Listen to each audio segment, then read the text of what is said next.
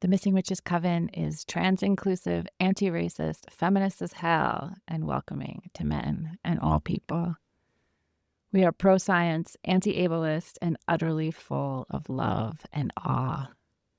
If you've been searching for a community that believes resistance is sacred and re-enchantment is necessary, that feminism is a spell we're still weaving all together, that care is radical, that the future depends on our collective imagination, you found us. We're always learning from each other. We'd be lucky to get to learn from you, too. Whether you claim the word witch or not, if you're hungry for this work, this is your circle. Join us at missingwitches.com. You aren't being a proper woman, therefore you must be a witch. Be a witch. Be a witch. Be a witch. Be a witch. Be a witch. You must be a witch. Welcome back to the Missing Witches podcast. Welcome, friends.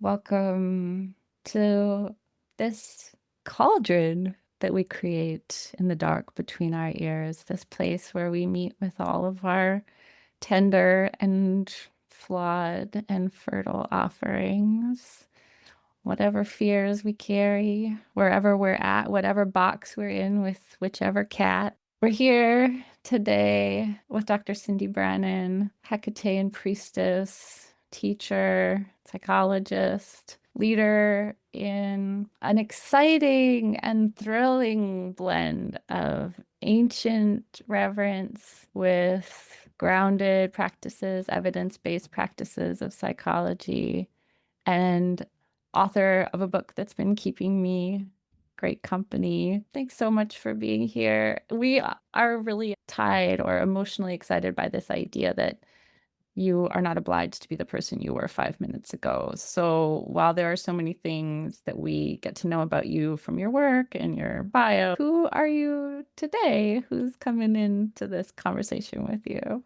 Oh, that is such a great question. We are definitely not who we were 5 minutes ago. And I think I'm going to lead with something I said in my advanced leadership course that I teach, something I said yesterday. We were having a hard conversation. Sometimes it's necessary.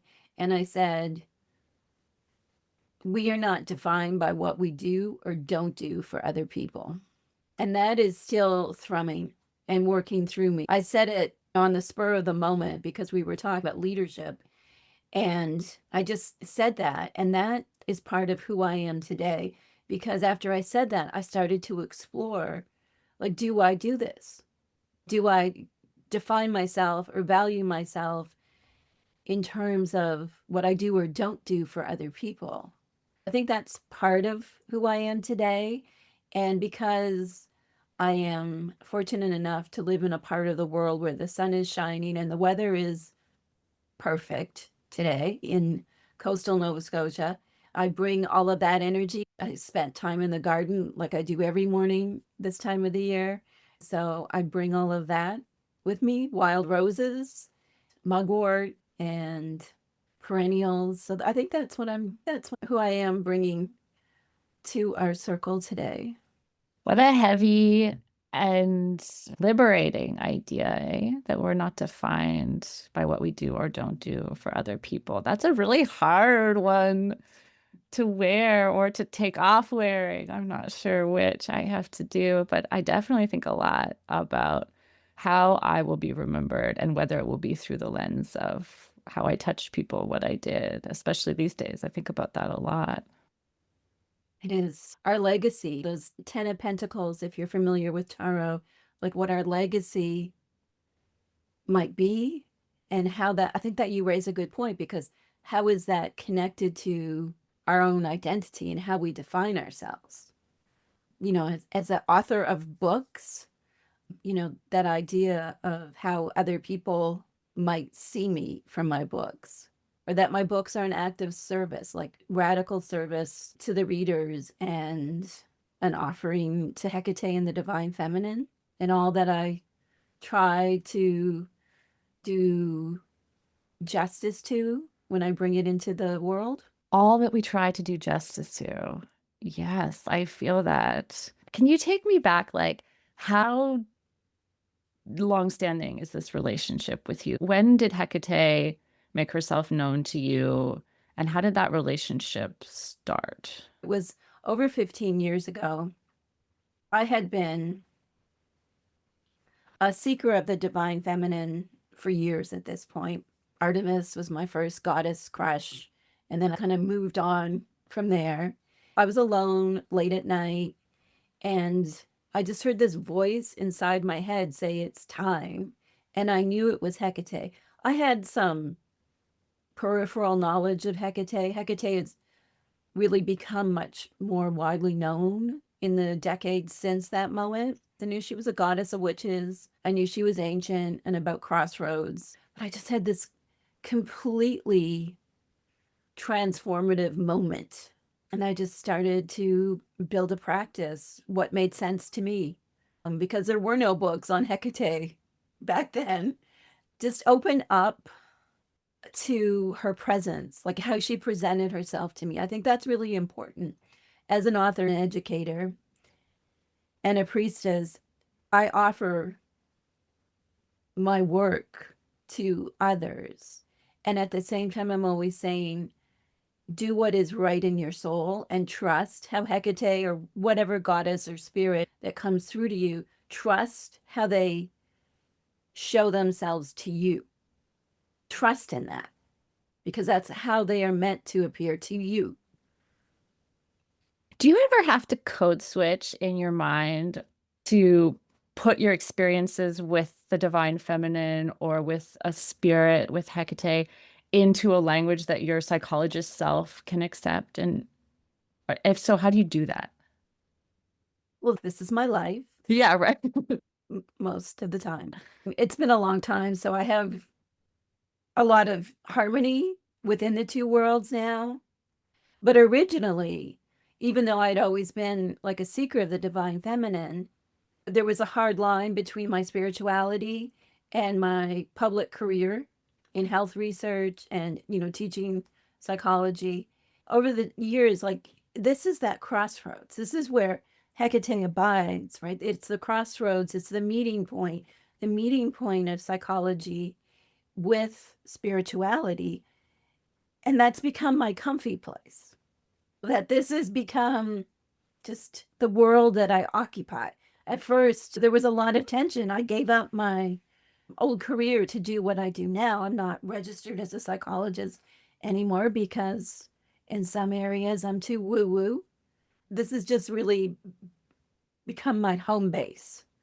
There is so much intertwined with psychology, especially depth psychology, archetypal psychology, and also more what we might think of like as mundane types of psychology, like dialectical behavior therapy or cognitive behavioral therapy or internal family systems. There's so many different ideas floating in that sea that when you look at modern witchcraft, those ideas are already present in modern witchcraft. They might be called something else, but the underlying idea of internal family systems, so IFS, founded by Richard Schwartz, is the idea that we are multiple. And that within these multiplicities, there is a capital S self. And when we look at witchcraft, we see that we hold ourselves in multiplicity. We don't think we are just one thing. There is this idea that there is a greater self or a soul or something more than just this mundane experience. Over the 20 years I've been doing this, it's just this, this idea is like this idea from spirituality or this type of religious practice, weaving together all of these threads like into a crossroads in a way that I hope people find accessible and helpful, like a way to help them find more meaning and healing by weaving this all together. Can you talk more about depth psychology? I'm not as familiar with that phrase. Depth psychology is a catch-all phrase for describing psychology that more or less, even tangentially, flows from the work of Carl Jung. So archetypal psychology, working with archetypes, which we would call spirits, same thing. You're just calling it something slightly different. James Hillman, Marion Woodman, another Canadian that you may have heard of, that whole area in psychology where the emphasis is on deeper work, going deeper than a cognitive behavioral technique like thought stopping. This is about soul work. So that's depth psychology in a nutshell. We think about archetypes a lot. My parents are psychologists, and I started to practice and explore witchcraft as a meeting point of art and spirituality, activism. I have to code switch a lot to try to put those pieces together for inside my own brain for the way I was raised. I didn't study psychology, I was just raised by them. Another question I have thinking about the time that you've spent with her, she can be used in such a, I don't mean to be dismissive, but she can be used in a way that can be sort of self-helpy, Hecate, I mean, or symbolic of just all dark side of witchcraft, dark feminine, the sort of Shakespearean version as you reference in your book. But you offer us seeds, tendrils, roots that go back way deeper and that give a much more diverse picture of her. Can you talk a little bit about that, Hecate? Animus Mundi Hecate, like take us deeper. This is such a great question. Hecate's history is so fascinating to me, and I've been studying it now since she first called me, going back a couple of decades. The way Hecate was first known to me as this kind of goddess of witches. She was dark and scary. She might get you, but it would be for your own good. I think the prevailing view back in the 90s and early 2000s of Hecate. And I connected with that in some ways, yet there was this difference between like how Hecate was coming to me and what people were saying about Hecate back then. I got curious about her history. I am a trained scholar, so although it's in psychology, I used my research skills and my access to academic libraries to start to do a lot of research on the actual history of Hecate. So, you know, the Shakespearean scary Hecate started to come forth in plays and stories circulating in what we think of like the late classical era and the early Roman era. The ground cleaved and out came dreadful Hecate with her hounds and her serpents, and you know, and the guy who was always the center point of the story, the guy had a reckoning with Hecate in these different stories or in plays. Like Euripides' Medea, for example, stories about Circe where Hecate figures in that. In different works of art, Hecate was always depicted thus, sometimes benevolent, but she was a force, and it was a moment of truth. Hecate would turn the hero's world upside down. And I thought that's really interesting. It's kind of what she does in Macbeth too. So there's something there about Hecate disrupts the hero's journey. And I thought, well, that makes sense to me. I feel like, you know, I don't really identify with the hero's journey, but in my own life, you know, it was this call to be present in my own life, to be accountable for my own life, and to live according to what was real and beautiful and true for me on the inside. And then I went further and further back, and many of us would be familiar with the story of Persephone and Demeter. Hecate's role in that story of Persephone really intrigued me because in the Homeric hymns, they are thought to be much older. So the versions that we have today, I think they date back at least 2,500 years, but they're likely much older stories that were just recorded for the first time and exist in a way that was transmitted, and we have them today. But in this story, she's very benevolent. She's Hecate, she's Persephone's helper. No one else will come for Persephone. Hecate comes to her aid. Demeter is losing her shit. Hecate helps Demeter. And then when the whole deal is brokered about Persephone going down to the underworld with Hades for part of the year and then being up, above ground with Demeter for the other part of the year, in some versions of the story, it's Hecate, sometimes accompanied by her frequent companion Hermes, but sometimes not. And sometimes it's just Hermes. It depends on the story. But Hecate is her guide back and forth between the two. And that for me felt so right. And I thought, well, I'm going to do more research on this because this makes sense. This is the Hecate that I feel. I don't feel she is just this reckoning force that comes along to shake the life into you, scare yourself back into living your own life. I feel like there's more.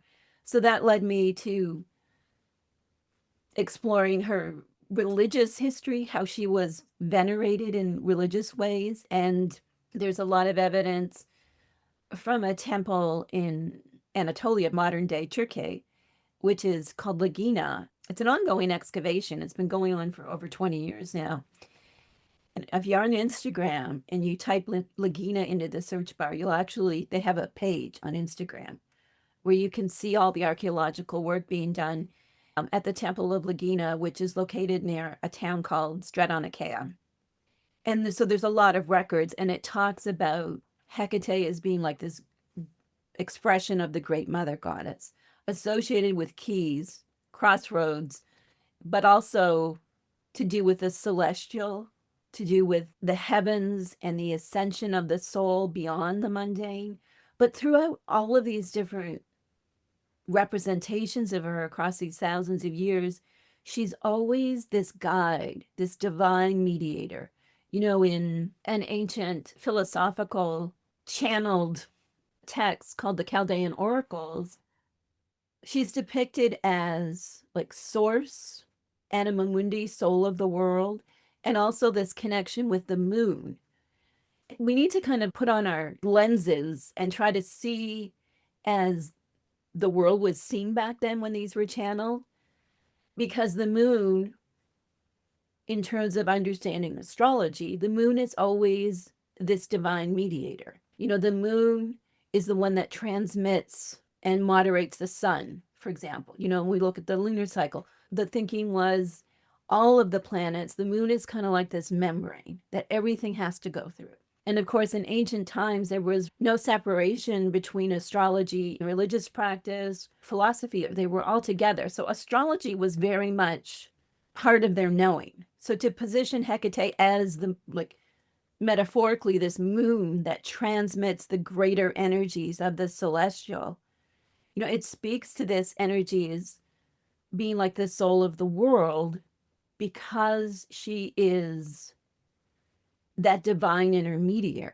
It's a really unique function compared to a lot of other goddesses that may be more linked to fertility or Gaia consciousness, which is the earth itself. Hecate is fluid. She can be in any of the worlds at any of the time, but what she's always doing, she's always guiding, mediating, supporting. She's not meant to be the star of the show. She is meant to be the one that helps us always as we are mediating different forces or going through our life, and that she's very much associated with the earth. And I think this is something that gets sometimes missed when, we kind of see like the more mainstream or pop culture version of Hecate. Is in the ancient world, all of this mapped onto her earthiness. This is not the same as underworldly or hellish, but to them they meant like this deep earthiness, like she is connected to nature. She is physis, and physis is one of her epithets that really resonates with me. Even like when we look at Chthoniya or her chthonic aspects, chthonic means of the earth. It doesn't mean just of the afterlife. So there is this really beautiful portrait that emerges that she is here with us as humans. She is earthly. And at the same time, she is this divine intermediary that can help us with our soul's progression, or whatever terminology you want. Sure, she can be portrayed as this great upheaval, scary witch, ruining Macbeth, and all these other things. But at the same time, there's so much more to her than that. For me, this idea that she keeps the cosmic keys really links back to how households in the ancient Mediterranean were run. because women couldn't own property in the ancient Mediterranean. So what was done instead was that even though the man had to own the property, if the wife was an honorable woman, she held the keys. When you think of it this way, it's like, again, it's that divine intermediary. She holds the keys to the house of the spirits, the soul, whatever, the celestial, whatever you want to call it. She has this really rich tapestry, and there can be a lot of diversity in how she comes through to us. I want to pick up on this idea of the diversity of how she comes through to us.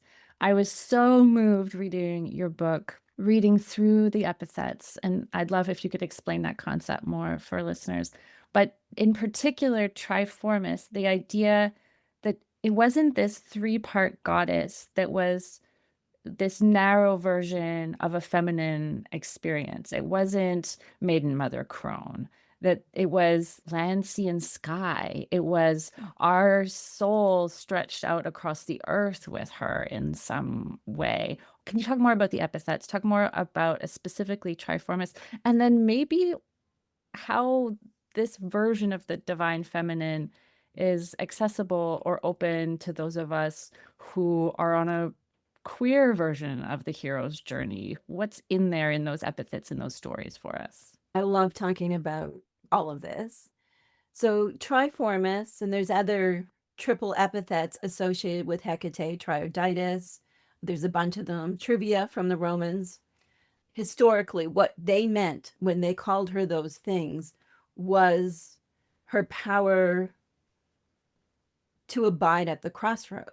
That there were triple Hecate statues placed at boundaries to towns and at important crossroads and at the entrance to temples. All of this had nothing to do with Maiden Mother Crone, because the ancient Greeks and Romans and others in the ancient Mediterranean didn't have this idea.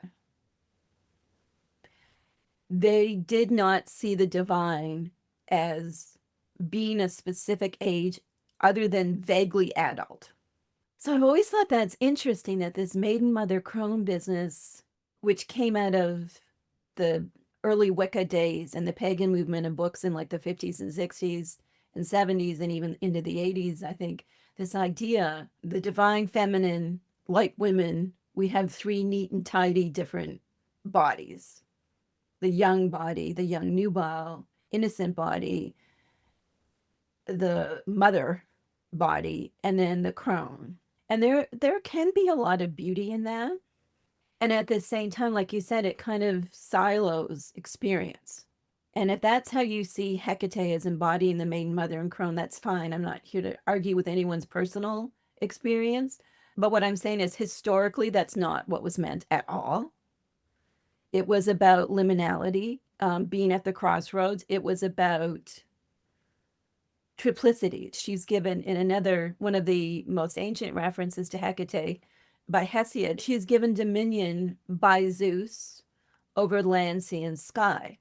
We see this triplicity kind of in her symbols, like the different symbols in antiquity she would be associated with. So you see this repeated again and again, this idea that she is a goddess who abides in all places and can see all things. Her name most likely means one from afar.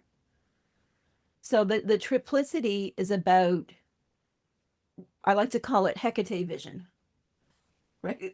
That she can see all ways at once. She can dwell in all places at once, and that she has multiple forms. But those forms historically were not maiden, mother, and crone. Your second question, or your second part of this question, is about Hecate and queerness. It's a great question. I love talking about this. And I'm going to stay with the epithets for a minute. Something that's always kind of intrigued me is that Hecate has many ancient epithets. Epithets are titles, descriptors of her characteristics and abilities that different ancient authors gave to her. Even, I want to say also, like regular people, because we do have things like the Greek magical papyri and curse tablets. So there's also sources just from how regular people 2,000 years ago felt about Hecate. So she has many epithets, like Kittimos is an example, which means like glorious one. That's a masculine epithet typically assigned to Hermes, who is very gender fluid. And that's how we would see Hermes today. And Hieros Pyr, the sacred fire, that's masculine. So she has many epithets that are in the masculine sense. And I mean this in the linguistic way. I'm not talking about gender roles. We're dealing with a language that has masculine and feminine.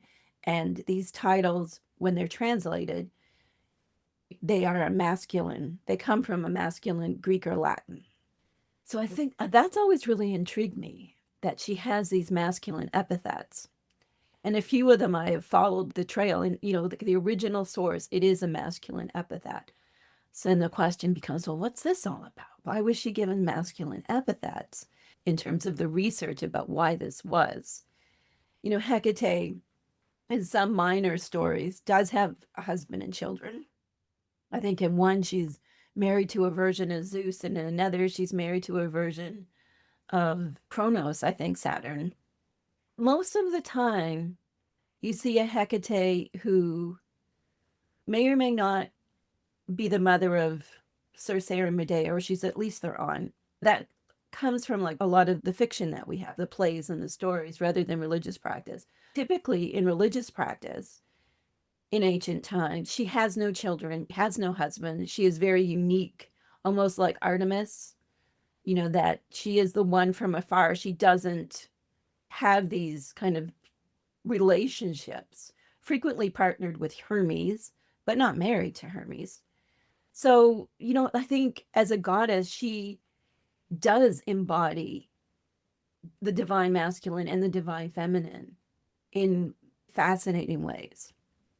Even looking at the idea of anima mundi, world soul, that is a genderless idea, but it indexes to this idea, of the, I guess you would say, like the primordial womb, that we all come from the dark, wet womb. That's not about being a mother in the main mother crone model. It's about this primordial idea that we all come from the mother of the earth. And my experience over the years is that Hecate, personally, Hecate abides in the margins where queer people like myself, where our comfort spot is, right? We're not meant to be of the mainstream.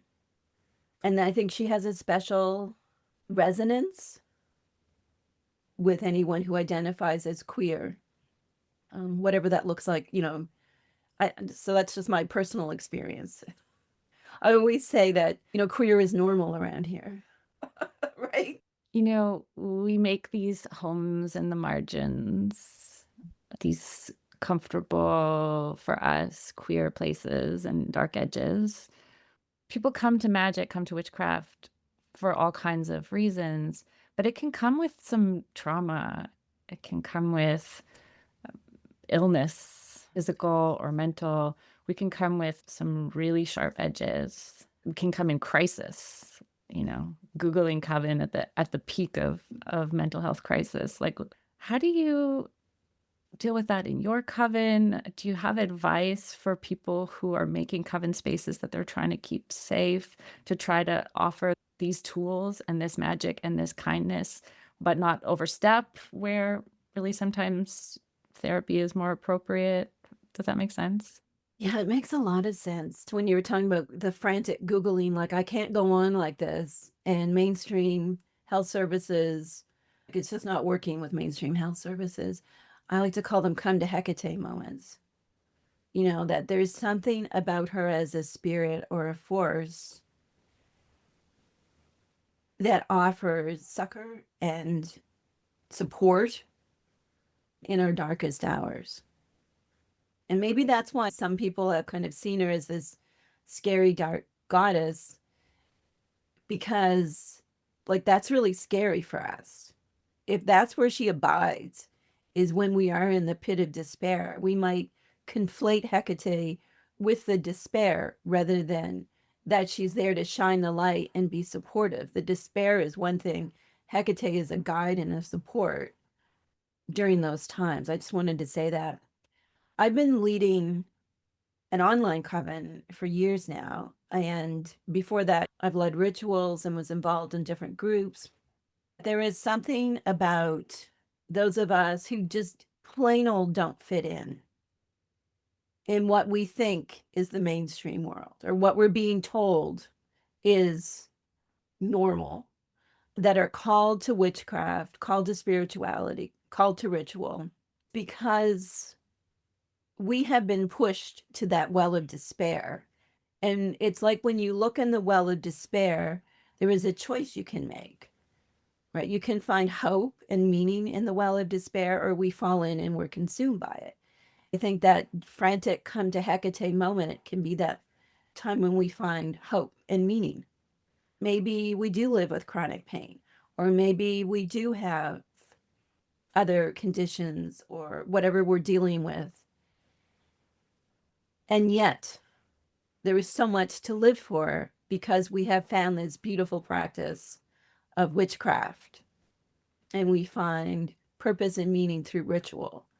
Not only that, but it can heal us because we know, going to mainstream medicine, it only can do what it can do. But for many of us who have trauma or who have chronic disease, and oftentimes the two go hand in hand, early childhood trauma and chronic health condition, they go together. From a science perspective, there's starting to be understanding about that. But from a soul perspective, like when we have soul damage or crises when we're early in life, of course they're going to impact our physical self. And so I think there's something intuitive, something deep that knows we may need mainstream healthcare things to help us. We may need our prescriptions and treatments and all those things. And yet there is something deeper that we can unlock through our practice. And we know this on some level, right? On some level, we know meaning is the way through. I think the other part of your question was about, given the fact that these are my people, we are neurospicy, we are queer, very divergent in all sorts of glorious ways. How, as a spiritual leader, can we respect the autonomy of people and not overstep boundaries? And this is interesting because I teach a class about spiritual leadership, and we were talking about this yesterday, about boundaries. When someone is struggling, clearly in crisis, for example, that's time for them to go to health services, whatever that looks like for them. It's not our job to solve other people's problems or not know what our scope of practice, and that's a very psychological term. You'll know it because of your parents, but to not know what our scope of practice is. So yes, send energy, and there's so much that we can do with serious and mature energy work for each other to bring some comfort to people. And at the same time, to not provide psychological treatment and to not deny the role of health services. It's very important. It's something that anyone who endeavors to lead a coven, this is something to seriously think about. Like, what is your scope of practice? How can you be ethical and know what it is you're capable of doing, like what your skill set is? One of my big boundaries is I don't provide individualized services for my coven members. We're there to support you and help you with the content. But if we can't do it for everybody, we can't do it for one. That's one of our maxims. And I think that's so important before you offer to do anything for anybody. If you're the leader of an organization, if you can't do it for everybody in your organization, you can't do it for one. And I think just understanding that when people come in to your organization as a spiritual leader, and there's a lot of beauty and strength and power and diversity, their autonomy needs to be respected. Don't try to fix people. When I was younger, and I've seen others do this as well, it's like, well, I'm just going to give this person all of this advice. Their autonomy is they ask you for help and you give help that you are able to give, and don't overextend yourself either. I mean, that's kind of a rambling answer. It's a super juicy answer. Thank you. I do want to go back to something that I think will be more directly of interest to people who arrive at this conversation feeling like, Hekate, like, I don't know why the name has popped up for me. Is this for me? What is this? Like, who is calling me? Will you talk about some of the ways she shows up? Recently, I found what basically looked like a gravestone that I had never seen near my mother's house where she's lived for 30 years. My husband noticed it. We walked over to it, and there was a set of keys sitting on top of it right after I had read that part of your book about how she shows up with keys. And my daughter was like, can we put these roses there? And we did. So I felt like that was one. That's one. This is interesting. We were talking about psychology and spirituality earlier. We can pull from an idea from Carl Jung here, his idea of synchronicity, that the world of archetypes and spirits works on a deeper level. And Hekate and the keys. So often synchronicities. You notice something you never noticed before, and there's keys or something similar on it. And I want you all to keep in mind that it may be literal keys, but it may be things that are keys for you. Like when you think of what a key does, it unlocks and opens the way to something. So it may be an actual key, but it could be a rose.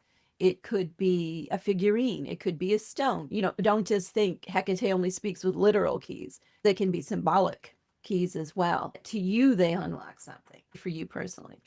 This often happens. The black dog. I've heard so many stories about the keys. Like, you know, like people just finding keys, heart-shaped keys. They're walking down the street and there's a key. Like, so yes, definitely Hekate loves her to send synchronicities. And then there's the dogs, the black dogs. Heard so many stories about people minding their own business and this black dog comes out of nowhere. I've heard so many stories that one way that Hekate communicates is through synchronicities. And I think it links to, she is a goddess of the earth, like she's earthly. So it makes sense that we find these inexplicable treasures along our path, because that's who she, you know, she's here with us. She's not floating in the sky. She's not like Sky Daddy somewhere far away. She's like right here amongst us. So however this works, and I love the mystery of it all, that's definitely a phenomenon. Pay attention. Hekate is always at work. And it's not that she's distant from us. Our work is to pay attention.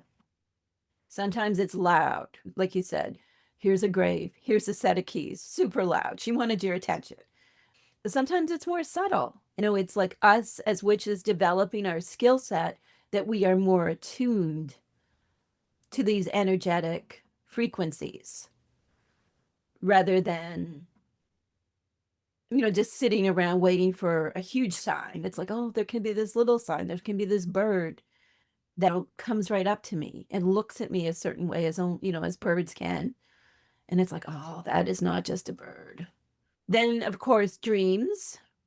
And this is another interesting one to map, that if people are like, is this Hekate calling me? Look to your dreams. Has there been what you could classify as a female figure? Some people actually have dreams where it's like, oh yeah, that looked like what I think Hekate looks like. But it could be any type of figure who is doing this kind of soul guiding, like showing you around a dreamscape, leading you from one place to the other. And then maybe that's how Hekate is coming through, because the dreams are really her realm. She's here in the everyday with us. And as mortals, you know, like the dream is our parallel world that we go into, and she's in both worlds. So I say, look to your dreams.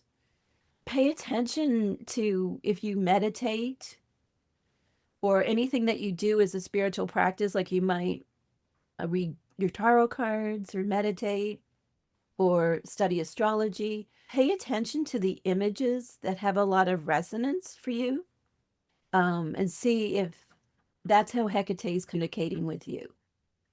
She understands us humans, and she communicates through tools that we work with in different ways. Remember that she tends to speak the symbolic language, that the deeper world speaks anyway, rather than our super rational language. So she may give us something, and then it's in typical Hecate fashion, then we need to figure it out or not figure it out. Just trust in whatever has come through.